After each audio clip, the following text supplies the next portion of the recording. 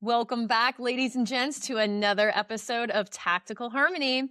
And today we have our very first AI guru and expert joining us. So don't worry, I've got a lot of really good questions prepared. So allow me to introduce John Michael Thomas. John Michael Thomas is a fractional chief AI officer, speaker, and author of the #1 bestseller, Lead AI with Confidence. Ditch the hype, deliver results, and build AI into your team's DNA without becoming a tech guru. He helps CEOs and founders get real business value from AI using the leadership skills they've already mastered. No engineering degree required. John, welcome to the show. Thank you so much, Rebecca. Thank you for having me on.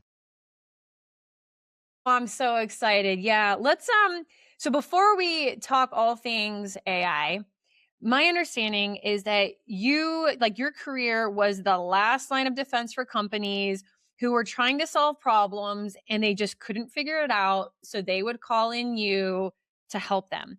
Can you walk us through what that looked like or give us an example how you were that last line of defense? Yeah, so I started as a software engineer. And in fact, I'm old enough, we didn't call it software engineering then, we called it programming. So I started as a programmer and I got sent out to the field to solve software problems. And when I got out there, I realized most things weren't software problems. And so I ended up being the guy that went out, solved problems after everybody else failed. So we had international operations. People would fail over here, they'd fail over here, and I was the guy that got called when the customer was about to kick us out, and the problem nobody knew how to fix the problem, and so I was the guy who jumped on a plane, went out, and then we had this saying in my company that don't come home without it, and so I took that to heart, and that meant I would go out for a 3-day to solve a problem that was supposed to take 3 days, and I'd come back 4 months later because that's what it took. And so in the Whoa. process of doing that, I flew all around the world. I solved all kinds of problems. And what I found was, I got sent out because I was a software engineer. But when I first got out there, most of the problems weren't software; they were hardware. And I didn't like hardware, but I had to deal with it, right? And then it turned out that as I got more and more into these issues, it wasn't technical at all. It was political issues, or it was the salesperson sold something we didn't have, and I had to build it in the field, or it was, we had some cases of direct physical sabotage of our installations by our competitors. And so my job was to fix the problem, whatever it was. So I say basically, I started as a software engineer. I grew in the field into a systems engineer and then an everything engineer. So I had to solve anything. And so that's, solving problems is kind of how I cut my teeth. And after I solved problems in the field, I got pulled into management, and I got pulled into turnaround teams, build new teams from scratch, build products from scratch. Whatever the big problem was, I was the guy that got sent out and said, "Hey, we got this problem. You need to do it." And so, like, I would go out. I had no experience in partner sales, and I took over the entire Asia region and said, "Okay, I've got to take over operations and sales and figure it all out." And I did, and I was successful. So that is actually how I got into AI consulting. Is that I started my own consulting business, and I said, "Hey, I'm going to help solve the biggest problem you've got." And I went to all these leaders and I said, "What's your biggest problem?" And they said, AI. And I said, well, that's great because as it turns out, I was already successful at getting AI. I started working on neural networks way back in 2008, 2009. Didn't touch it for a while, but then, when the AI boom happened, right, late 2022, early 2023, I was the guy who I was running. I was VP of operations. I was running and starting up new functions, and I had no time at all. But I said, hey, something's happening here and we need to do AI. And so I was the one who came up with the AI initiative. I went and got the CEO to approve it. And then in 5 months, I built out a whole infrastructure for AI within our product and got it working, right? And got everything so that it works. And then when I started working with leaders on AI, what I found is the hype overwhelmed a lot of leaders' understanding of what AI is and what it's not. Because AI, everybody says it's revolutionary. It is, but it's not revolutionary for the reasons most people think it is. At least that's what I say. So yeah, I've that's how I got into this, and I help leaders figure out that leading AI isn't about technology; it's about leadership. And the skills that people already have, if you've spent your entire career building your management skills, guess what? You're 80 to 90% of the way there in leading AI. There's a little bit you need to learn, and that's going to be true of anything, but in most cases, the leadership skills you already know that you already have mastered will help you to lead AI and get your organization in the right place, as long as you recognize that's what it is. If you think it's technology and you try to become a tech guru, good luck, because even the techies are failing in a lot of that. But if you understand that it's leadership and you can use those leadership skills, guess what? You've got an advantage. And if you're a manager, you actually have an advantage over the low level people, the individual contributors, because they using AI as delegation. And that's a management skill. And when you take somebody who's never managed anybody and you tell them they need to actually learn some delegation skills, they don't know what that is. They're not even used to questioning anybody because they work with their coworkers, and people, they're trained not to question their coworkers. But when you work with AI, you better be questioning the results because you are responsible for those results. Amen. Okay. That was Before a we get long into the answer. leadership part, yeah, I have no, it is you teed me up beautifully. You just shared so many gems. So, just walking back a little bit. So, the AI boom happens, you're recognizing, "Hey, this is a big deal," and you're recognizing that. Can you walk us through how did you build your infrastructure? How did you learn AI before you started to become the chief AI officer and training leaders and realize it was management? Like, how did John Michael Thomas learn AI? Okay, so I started the same way everybody else did, and I said, this is a technical skill I need to learn. And I was frustrated by it a lot because, LLMs, large language models, when I approached it as a technical skill, it was a little frustrating. You need to learn prompt engineering, you need to learn all these structures. And I was like, I said to myself, there's no way this is going to work. Because if you look at every tech transformation in history, a failure mode in every single one is trying to get non-technical people to learn technical skills. It always fails. And I said, everybody was talking about prompt engineering. I was like, there's no way this is going to work. I was very frustrated with it. And even though I'm technical, right? I'm very technical, but what I found is I got frustrated enough with it that I stopped treating it like technology and I started treating it like I was delegating to someone that worked for me. And I started giving it the same information, the same context I would give. Here's why we're doing this. Here's the objective. Here's what I want you to do. And then the priorities. Here's what I don't want you to do. I don't want you to worry about this. I want you to worry about this, right? And then realizing that when the results came back, I had to evaluate, are they correct or not? If they weren't, I have to correct them. And once I got that result where I need it, now I can expand it because it's got this context now. It's got this memory that I just built up about what's right and what's wrong about those answers. And so as I went through this, I realized those skills that I use to delegate, and I've been using for 20 years to delegate, they worked with AI. And that's where I kind of had my first, epiphany. I said, AI is not human. It's never going to be human, but it's the first technology that we've created that we can treat as if it was human because I can talk to it. I can give it that context in a way that before I would have had to write a program. And so that was my first epiphany. And then I said, okay, let me see how far I can stretch this, right? If this is a management skill that I can use to manage AI, how far can I stretch that? And as I went through and I worked with other leaders and as I interviewed people for my book, I realized you can stretch that really pretty far because again, I've been through a lot of tech transformations in my life, back from going from paper to computers to going from desktop computers to the internet, right? I've gone through all this, and when you go through enough, you start to see the patterns repeat, and you see the hype cycle. You see people saying that it's better than sliced bread. You see people struggling to figure out what are they going to use this for. I mean, if for anybody who went through the transition to the internet and the dot-com bubble, you heard the phrase, it's a new economy, okay? And they were saying that all over the place. And at the end of the day, it wasn't a new economy. It was a new distribution method. It was a new way of getting customers, but the economics didn't change, right? Your business economics don't change with AI. You just need to understand where it's useful and where it's not. And so that becomes less of a technical decision oh, I need to learn prompt engineering, or I need to learn these, I need to learn how to use APIs. No, that becomes a management decision and a strategic decision of understanding what AI is good for and what it's not, especially what it's not good for, so that you can make good decisions. And one of the key failure modes is coming up with this big, huge AI strategy, and then, and I'll go to customers and they come up with this big, huge AI strategy, and I say, okay, great. How much do you use AI? Oh, I don't use it. How could you possibly come up with a company-wide strategy without knowing what AI can actually do and what it can't do, right? And so it comes again down to management. And I tell all my clients this, up front. I say, I'm gonna work with you. I'm gonna help you do this. 80% of what I tell you has nothing to do with the technology. It's management skills. And when I tell you, you're going to say, oh, yeah, I kind of knew that. And I'm like, yeah, you knew that. You just needed somebody else to help strip away the hype. Because if you look at the hype, it's telling you AI can do everything. It's telling you can fire, half your team, whatever. Guess what? Most of that is completely false. And you have to look at what is the incentive of the people coming up with that hype. Most of that hype comes from the AI vendors who benefit from that, right? And so you have to take that with a grain of salt, and you have to look at, how's this really going to affect my business? Is it really going to help me, right? If you get AI adoption, great. You've got 80% AI adoption in your team, great.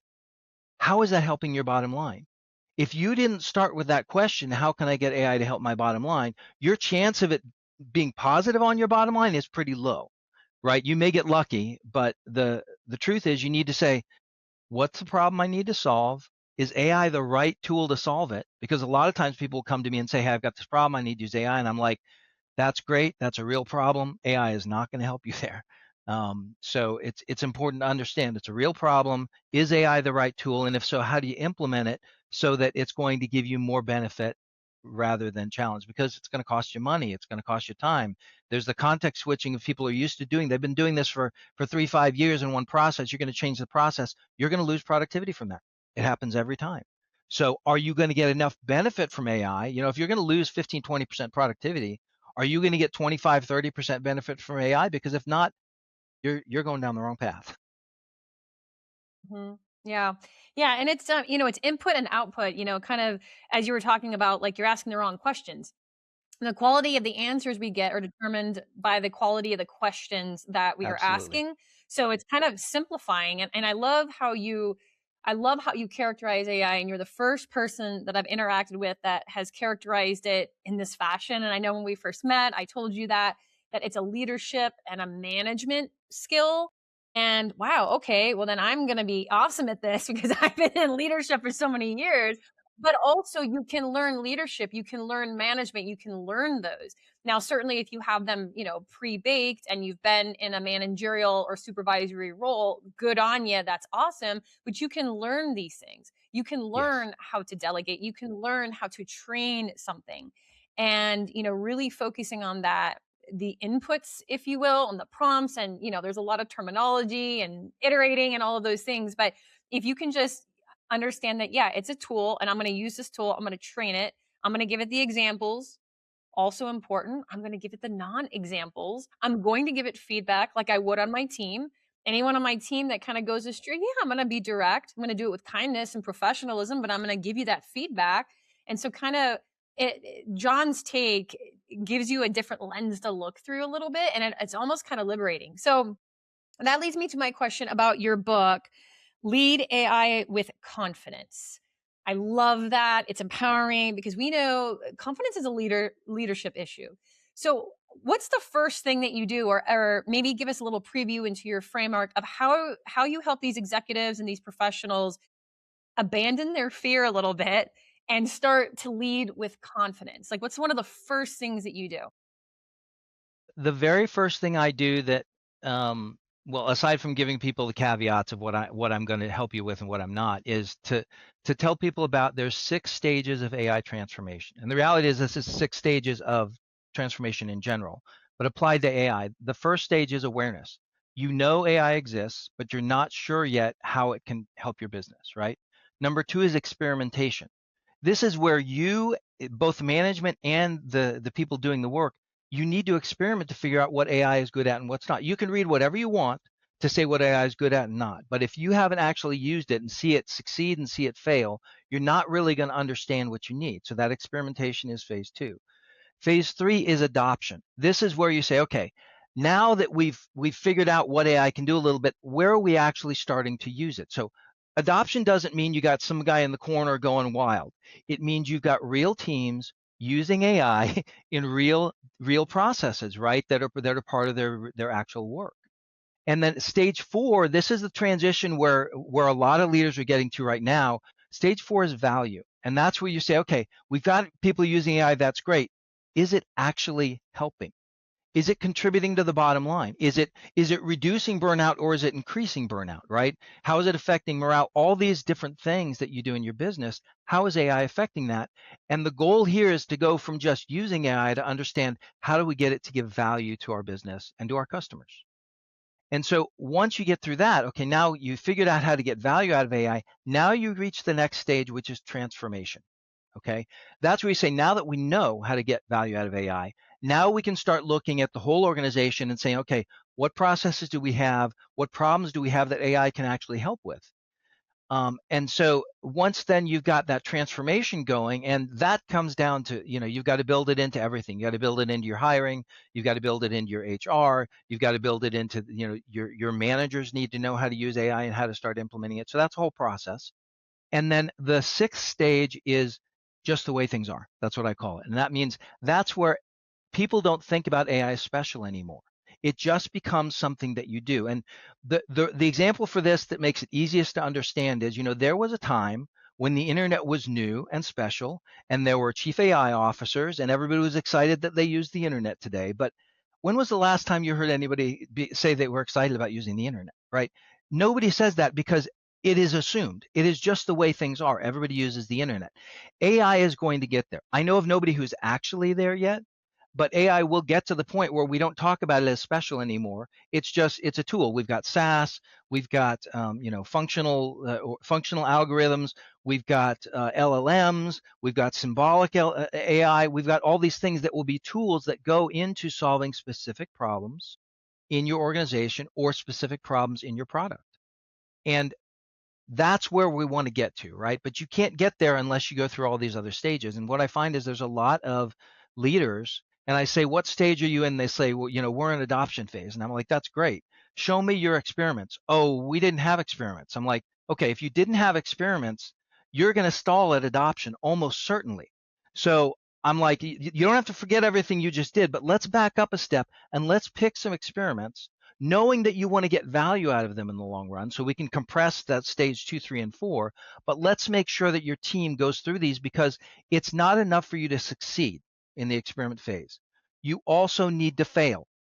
Some of those experiments are going to fail, and that's important because that's going to teach you the things you shouldn't try to use AI for when you get to the value stage. Yeah, absolutely. And, kind of zooming out, we fear what we don't understand. I think that applies to everything in life. I am fearful of something, I don't understand it. But if you come face to face with it, come right up against it, and that doesn't mean just looking at it and watching others do it, just as you explained, that requires some sort of action and execution. That I've downloaded the app. Okay, Claude. All right, now let me play around with it. Let me start. And you got to start somewhere. You got to start somewhere. And I think, like you said, the hype, um, we call it like the AI overwhelm. There's so many people, and I have a That's lot of team exactly what members I that call it. feel overwhelmed. Yeah, Yeah, really? Okay. So yeah, it's like the yeah. overwhelm. Like, well, I see all these people, building these bells and whistles and apps, and I can't do that. Am I expected to do that? And what if I train this thing to do my job and then it takes my job? And, it's fear, fear, fear. And I have found a lot of success. And this is my personal experience and with my team. Start somewhere. Start small. Just play around with it. Hey, take a picture of your kitchen cabinet and you want to reorganize it. Ask it to give you ideas. Like, start somewhere that's super safe for you and then execute and iterate. And you'll start to be playful, lead with curiosity, and then start to, take on bigger projects and bigger things and fold in more. And so that's that, I've seen a lot of value in that, because then the more comfortable you get with it, you start to, input more, you're doing more with it, and then you realize, oh wow, and I can't remember what stage, but like you're seeing the value. Yeah. And like with Stage anything, 4. like I call it the so what factor. Like if you're doing something, okay, so what? Are we moving the ball down the field? Are we like, is this, contributing to our bottom line? If it's not giving you any value or helping us in any way, cut it. Like AI included. Like if and then okay, where can we apply it? So let me ask you this. What do you think is at stake if teams or companies just dig their heels in and they refuse to adopt AI? So there's a lot that goes into that. Let me step back a little bit and let's talk about, from a business perspective, you want to make sure AI is giving your business value, right? So if you're the CEO, you're the president, you're at the top level, you need to deliver value. But that's not the only pressure here. Okay, there's the FOMO, right? Fear of missing out. Oh, your competitors say they're doing that. And by the way, most of them are not doing what they're saying. But there's the fear of missing out. What if people get ahead of me? There's also though there's pressure from boards, right? A lot of boards, almost all boards now are asking the CEOs, what are you doing about AI? And so if you've got a CEO who doesn't know what to do about it, they're in stage one. They know AI is there. They don't know how it's going to help their business. They're going to try. Their board's telling them that they need to do something, and so they'll go do something, and they'll spend resources, and they'll spend time, and they'll spend money, and because they don't know what they don't know, they end up not getting much value out of it. If you look at the studies, you know, only 25% of people, basically, roughly, different studies, right? Only 25% of companies that are using AI are seeing some value, and only 5% are seeing significant value, right? Or mature value. They use a lot of terms for it. So that's still true. We're 3 years into this, and those numbers have not really changed much, right? Maybe they bumped up to 10 or 12 if you look at their definitions, maybe they didn't. But we're not seeing a lot of change there. That's a pretty abysmal rate, right, for getting real value out of AI. And that's not because the value isn't there. It's because you have to know how to get the right value out of it. And so, you know, again, most CEOs are getting pressure. They're getting pressure from peers. They're getting the FOMO. They're getting pressure from their boards. The key is that's one of the reasons that experimentation phase is so important. That's because it's not just the people that are doing the implementation that need to understand. You as a leader need to understand what works and what doesn't so that you will know how to make the decisions about where to put those resources for the next stage. If you say, hey, we do 6 experiments and only 2 of those gave us any real value, great. You just learned 4 things that you don't have to waste a larger amount of money on. That's a win, okay? And then those 2, you can say, maybe only one of those turns out to be actually scalable to where you can use it. Great. You just learned that you can do something on this other one, but you can't really scale it. Great. That's another thing either you need to figure out something new or you shouldn't put money in there. So that's why that experimentation stage is so important. The adoption stage, a lot of people talk about the adoption stage and say, hey, we need to get people using AI more. That's great, but it's only great if it adds some value. And if you look at, there's other studies saying that basically most workers are seeing that AI is actually not helping them. They're more burned out than they were before AI because AI, it steps up the pace. So where you used to have a little bit of break, you do something intense, you had a little break. Well, you're now having AI fill in that break. And so now everything is intense and people are starting to burn out. And so you have to recognize, first of all, really important, AI cannot replace almost anyone completely. There's some things AI is great at, and there's some things it's terrible at.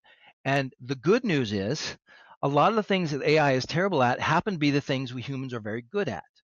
And a lot of the things we humans are not very good at, AI happens to be very good at. When you start to understand that, you can start to say, hey, is the real goal, if I'm running a small business, let's say, is the real goal for me to cut my staff? And now my team is just more overworked. We're not getting anything more productive done. We're not really any more competitive. Is that really the goal? Or is the goal to say, hey, I can now take this non-productive work that my people were doing and I can have AI take over some of that. And now that frees them up to do the work they're really good at. And now instead of being small businesses always struggle with not having enough people. I've never met one that didn't like say, hey, we need to hire these people we can't afford to. So this is actually an opportunity, especially if you're a small business, to say, Great. Now let's do more. Let's do those things that we couldn't afford to do before. Let's do that additional market research we couldn't afford to pay all this money. Great. AI is actually quite good at that. Let's do this so we can make better decisions. And now you have an opportunity not to just stay where you are at a lower headcount, but to actually grow. And the companies that figure this out will be the ones that win in your marketplace, not the ones who cut staff. The ones who cut staff are embracing scarcity. They're staying where they are at a lower headcount. Great, but you're staying where you are. The ones who embrace that AI is going to empower those people and figure out what that means, they're the ones that are actually going to step ahead. Yeah. Yeah. Going further, faster, and sustainably. That's how I view it. Yeah. Yes. I couldn't agree more. And so I don't want to assume, and I really want to hear your answer here. In addition to your stages, which it's so eloquently put, I love how you outline it. But when you're talking about getting AI into the organizational DNA, you kind of referred to earlier, like, hey, it's part of the hiring. Get it into HR, make sure the leaders know how to use it. Like, can you just clarify for us when you say getting AI into the organizational DNA, what does that mean and what does it require? So ultimately, the difference between the value stage, stage 4, and stage 5, which is transformation, is systematically looking at your organization and seeing where AI can help and where it can't. And that means understanding that your team needs to understand how to use AI. Your processes need to embrace AI. So, and some of those processes, let me step back and say one thing. So there's a big difference between AI for amplification, taking a human being and making them more successful or do a better job or higher quality, whatever in the work they do, and automation, which is where the goal is to actually remove the humans as much as possible and have it done automatically. Now, this is an important distinction because if you are, we talk about AI overwhelm. The core cause of AI overwhelm is that there's way too much information, and if you don't already know what to look for, you don't know which to pay attention to and which not. This distinction between amplification and automation is really good at helping you filter out about half of it, because most people will not tell you whether they're talking about amplification or automation. They will start talking as if there is only one thing in the world, and they will talk about one or the other. If you are a leader, you need to worry about amplification. When you get to automation, if you are not having your IT department work on that, you're making a mistake, right? You should not worry about automation as a leader because that takes technical skills that have nothing to do with AI to do automation well, right? And so when you start talking automation, you want to get your IT department involved, you want to get technical people involved. You can still oversee that, and you should, but you don't need to understand the details about the automation. So when you see information out there about AI and they start talking about using automation and the APIs, guess what? I give you full permission, tune it out. You don't need to worry about that. But when they start talking about amplification and they say, okay, here's how you get your team to be able to use it more and to do it without burnout, great. Now this is something that will actually potentially impact your role as a leader. So coming back when we start talking about transformation, that distinction comes into play again because the first thing you should do is worry about amplification, right? And that's where you start looking at your processes and say, okay, can we amplify the human beings in this process, or is it really something that makes sense to automate? And if it makes sense to automate, do we have the right team to do that?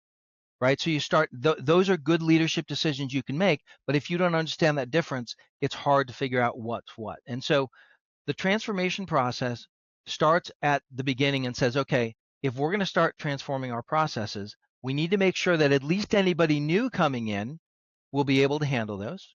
And we need to make sure that our team gets the training. And I have a whole 3x2, 3x2 roadmap for AI implementation and AI transformation. And in each of those stages, there is a planning or strategy side, which is where, as a leader, you need to be involved. And then in each of the progressive phases, you actually can delegate more of that. So, as the CEO needs to be in phase 1, the strategy side, you got to be there. Once you get to phase 2, you can start delegating that strategy side to your function heads. Once you get to phase 3, your function heads can start delegating that to the other managers, right, to handle the strategy. And that is how you're teaching your organization to make sure you're making good decisions as you go. And then the flip side of every one of those phases is there's an execution. And in the execution phase, if you are the leader and you have a team that's over, 10 or 12 people, you probably shouldn't be in that execution phase. That's something not only you can delegate, but you should. So um, transformation happens in phase 3. That's where you've now delegated and you've got guidelines in place so that your managers and your team leads know what to do about AI and know who to talk to so that they can start implementing it themselves, right? Because you're not just transforming the organization by saying, picking these processes. You're transforming the organization by progressively taking the training down to a deeper level so that your organization as a whole grows to understand it. And I can talk more about in details about that, but in phase 1, there's a community of practice. This is where I say you need to go find people in your organization who are excited and interested in learning about AI and leading that initiative, and they're going to help you. They're going to figure out those technical questions that you shouldn't have to figure out too much, right? And then the COP, those people lead the training for phase 2. And then the people who got trained and did the implementation in phase 2 lead the training for phase 3. And so it's a progressive thing to get to where your organization is, it's kind of like in security, we talk about defense in depth. You're not going to get to transformation if you've got a few people leading it the whole way. You need to progressively build that capability into your organization. And so you need to do that in phases. Yeah, that totally makes sense. I mean, it just makes sense. AI or anything. I mean, it's a phased approach, it's progressive, it evolves, and it's not just one or two people because it's going to fail. That would anything, AI included, exclude. There's so many. It just makes so much sense how you're explaining it, and it does help. Like as I'm learning from you in this conversation, like it removes the hype, it kind of removes all of that overwhelm, and it's like, okay, let's break it down. And again, guys, like it's like anything that we do. When you're running a marathon, you're not going to run it within 1 minute. It's one step at a time. And like we understand that when we apply it to a marathon, but when we see AI and every time we turn around, there's another, AI tool and which one do I use? And, there's Lovable and there's Claude and OpenClaw and ChatGPT and Gemini. And like there's all of these things. And which one do I use? And you can spiral, but that is with anything in life, right? So Yes. really just breaking it down, get John's book, look at the process and just start. And then you have a step in front of you, start there. So John, what's new and exciting for you? Like what's on deck for your business? What are you excited about? What can you share with us? So the most exciting thing is I'm currently talking to venture studios about potentially doing a new startup, an AI. I say AI startup because that's the buzzy word, but it's actually a SaaS startup that uses AI as a key component. Because again, what I tell people from a product perspective too is, remember, AI is going to get to be where it's just the way things are. So I want to take that as it is, and I say, I'm going to go demonstrate this with a real problem. And I already had at least one venture studio tell me, yes, this is a real problem that is broken and has been broken for a long time. And so I want to create a solution there because I love helping people, but I also love helping to build things. And so I'm itching a little bit to do some building. So I may do that. I'm just not sure yet. But if you know anybody that has a venture studio that is looking for ideas with a real market problem that I've already vetted from some people who know more than me that say it's a real problem, I'd definitely be interested in talking to you. And then for my business and my book, I'm just trying to get the message out to as many people as I can because one of the reasons I wrote the book in the first place is because not everybody can afford a consultant, particularly if you talk about smaller teams, startups. 2-person startup isn't going to hire me as a fractional CIO. That doesn't make any sense for them, and it doesn't make any sense for me. But so much of what's in my book and so much of just handling AI is about how to handle tech transformation in a way that we have seen for 20, 30, 40 years, right? So a lot of the challenges that people have with AI is because they either don't have that context, they're not as old as I am, or because they see so much of the hype that they forget that business fundamentals aren't changing. And so once you realize business fundamentals are the same, once you realize that your management skills, again, 80 to 90%, you've got it already. You already know how to do that. That makes it a much easier increment. You can look at this and reframe. One of the big things I do, one of the first things I do when I give a presentation, is I talk about the AI reframe. And that's where I say, okay, understand AI is delegation. Understand what AI is really good at is not all the capabilities it has, but the access. Because it used to be, we've had big data for 50 years, right? Or 40 years or something. We've had big data making big changes, right? We've had AI in some form for, at least as long. But what is it that changed? At the end of 2022, the beginning of 2023, that's when AI just blew up. So what changed? Was it the capability? No, the capability has been there. What changed is we can now, people who are not programmers can now get access to all that capability using natural language and your management skills. And so once you realize the access is the real key, that helps you stop worrying about, am I technical enough?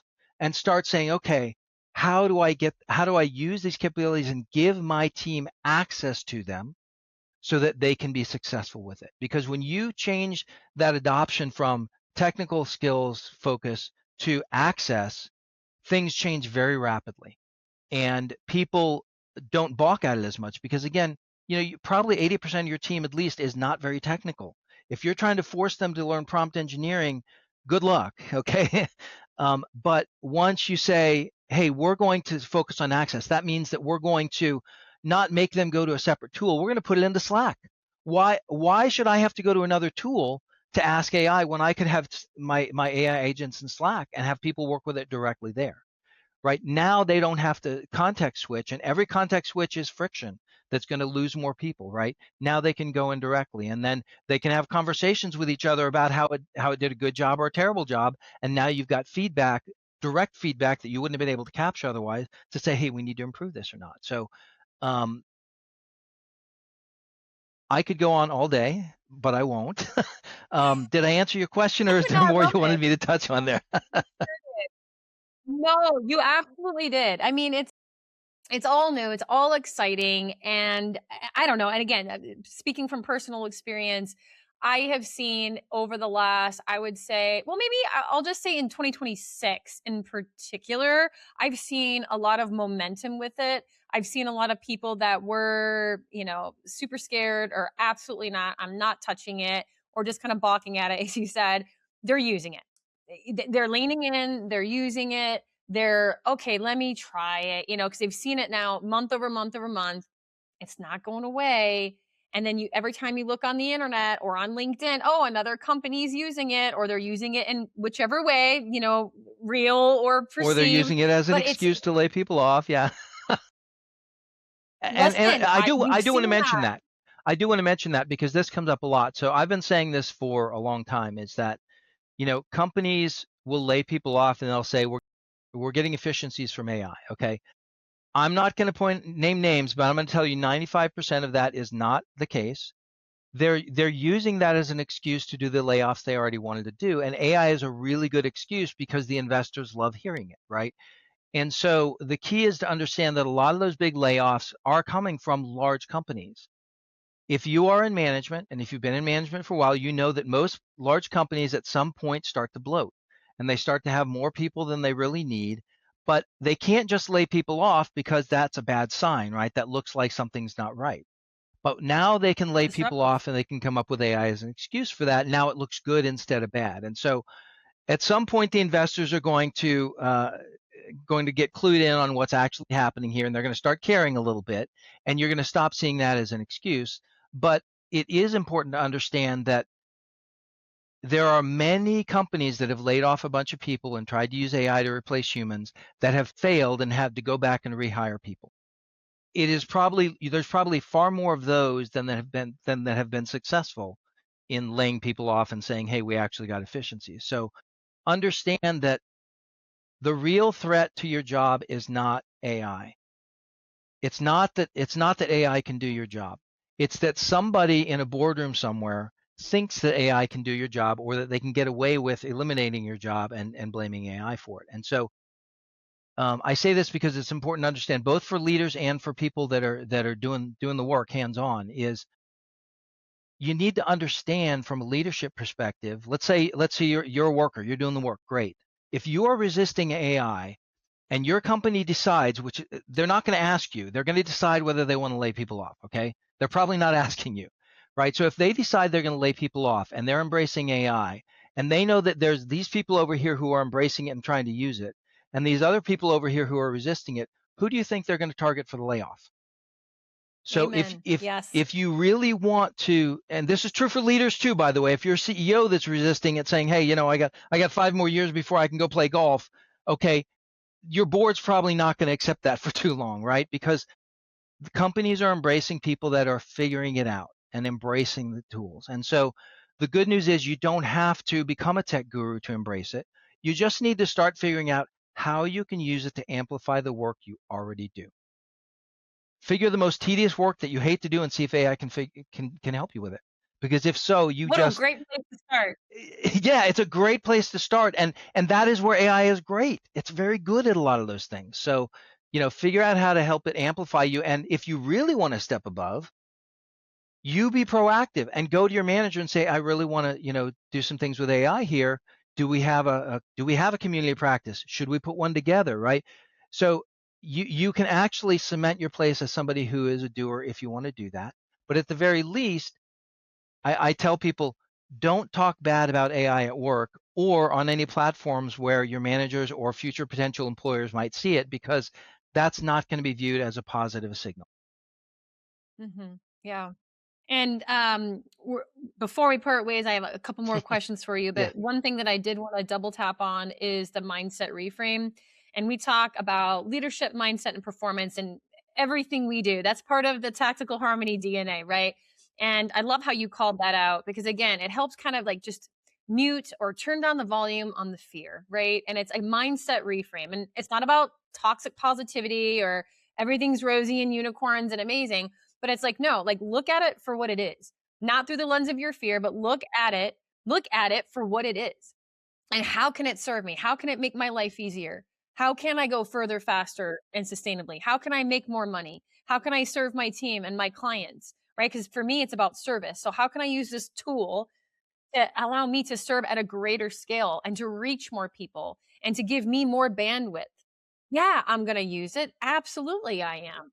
And so that mindset reframe and like your infrastructure and the architecture that you built, that's there to serve you, right? That way, be like, Yes. okay, let me just calm down this fear and just move 100%. forward. And then you're gonna see the benefit. I mean, I know I did immediately, right? And like anyone, I'm like, okay, wow, I probably should start using AI. I'm seeing it a lot. I probably wasn't one of the first adopters, but I did adopt it. And I've been using it for a long time. And I'm like, wow, like I'm thankful. So not talking about AI, my second to last question for you. You're a busy man. You've got a Yeah. lot going on. Like, what do you do for yourself? Like, do you have a habit or a practice that keeps you operating at peak performance? I have a lot. So I trained for over 35 years in martial arts. I'm a master instructor in Taekwondo, and since I was, basically since I was straight out of college, for it's what 40 years now, something like that. I stretch every night before I go to bed.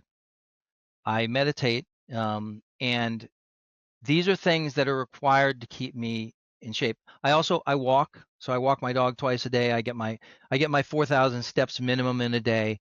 Um, and I've found that I tried for a few years not actually going to the gym to work out, and it was okay. I figured out how to maintain myself, but I find that for attitude, I need to go and push myself physically to maintain my mental attitude to be able to deal with challenges, direct. And martial arts is one way to do that. Just going to the gym.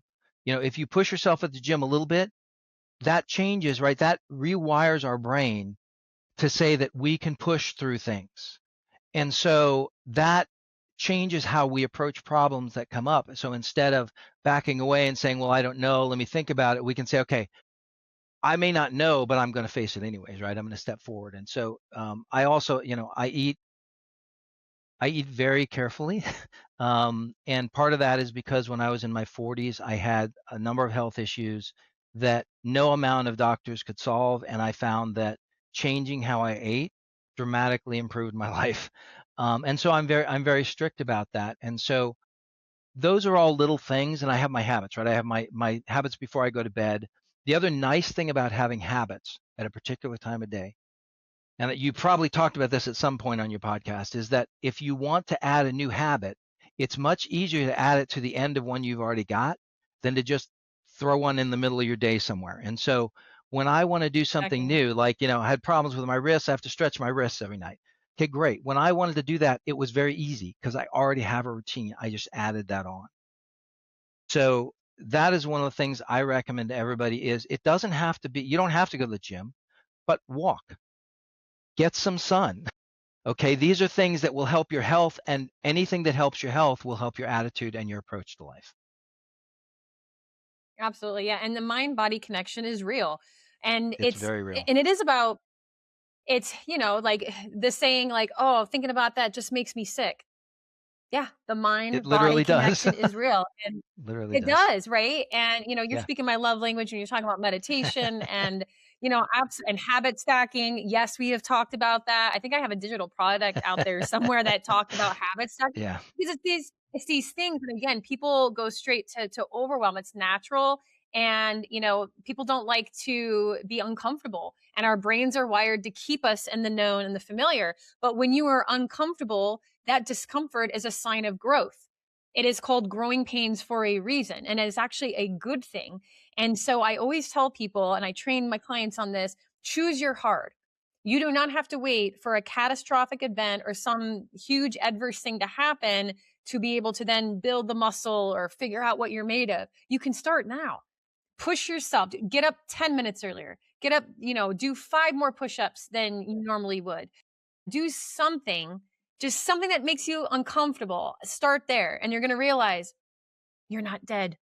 The lion's not chasing you. You've got this. Like, and you just keep going and results will compound. And for me, I find it addicting. I love to put myself in situations that, hey, I don't know anything about this. I'm going to learn. I'm going to be pushed. And it's really embracing that beginner's mindset. That's what it's about, and I think Yeah. that will apply for a lot of people in AI. You're not afraid to look foolish, you're not afraid that you don't know something, you've gotta learn it, and it's embracing that beginner's mindset, and it really is, it's a life force, it's a skill, and it will get you so far in life. Yeah. Well, and there's the bigger picture too, right? So like, I stretch every night, and it's not because, necessarily I enjoy the stretching, although at this point I definitely enjoy it. It's because I know that how I feel the next day is way different, right? If I don't do it, then my back aches, all these things come up, but it's understand you have to be aware, right? You have to be aware that you're doing things in your life. And if your awareness is your challenge, great, get a calendar, write down what you did so that you can look back. Today you're going to look back at what you did yesterday. Oh, maybe I feel crappy because I ate that big, that huge sundae instead of actually having dinner, right? So you need to build that awareness that there's more to it.